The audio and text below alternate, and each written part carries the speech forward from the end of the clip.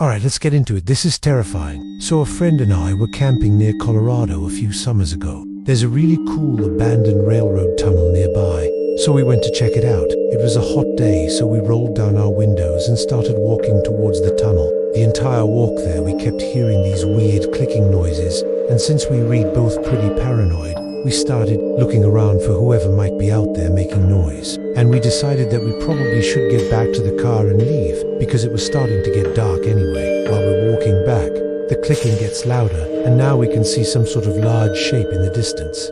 Now, being young and stupid with way too much time on our hands, we decided to run towards the shape instead of away from it. As we got closer, it became clear that it was a mannequin of some kind. Well, as we got close enough to it, maybe about 10 feet away, we realized that it was actually a human skeleton wearing a leather jacket and pants. We no-peed out of there. We ran to our car and slammed the door shut. Of course, I think I remember seeing a face or something on the skeleton as we ran away, but I'm not sure if it was actually there or just in my mind. Either way, this experience shook me up for a while, and I could unbelieve how stupid we had been to go running towards the figure. So we decided to go back after it got light out. Once we got closer to the skeleton, we could make out the details of what it was more clearly. First of all, it wasn't actually wearing a leather jacket. It was actually skin. One of the arms had a weird red stain on it, which must have been blood. So we decided to flip the arm up and see if we could find any other clues about who this person was.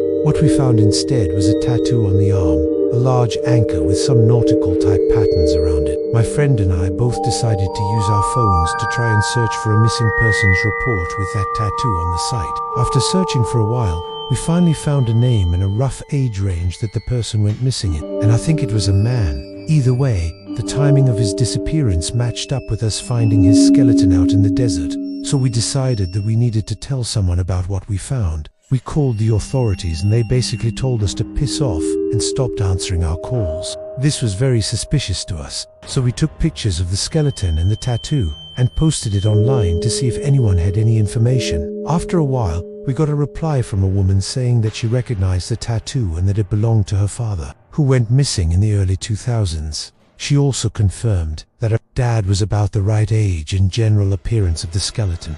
Her reaction to hearing about the discovery was very matter-of-fact, and when we asked her why, she replied, "They never told us what happened to him." It was then that we learned that the police had, in fact, found the skeleton, but they had told the family that it was you and their son S, and they buried him without telling anyone. It turns out that they assumed it was a vagrant or transient person who had gone missing in the area, because he had a bag of needles and a spoon on him. For whatever reason, the police did an investigation and then decided that it was unimportant to notify the family and basically put the whole thing under the rug. I'm not sure why the police did what they did, or if they were even at fault for assuming that the skeleton was a transient person. Maybe they figured that it would be better for the family not to know, and it would be better for everyone involved if the case was closed. Who am I to say? But I do know that this was a very strange event that I will never forget. And even though we did the right thing in the end, I wish we hadn't gotten involved in the first place. If you want to hear more spooky camping stories, check out my podcast. Thanks for listening.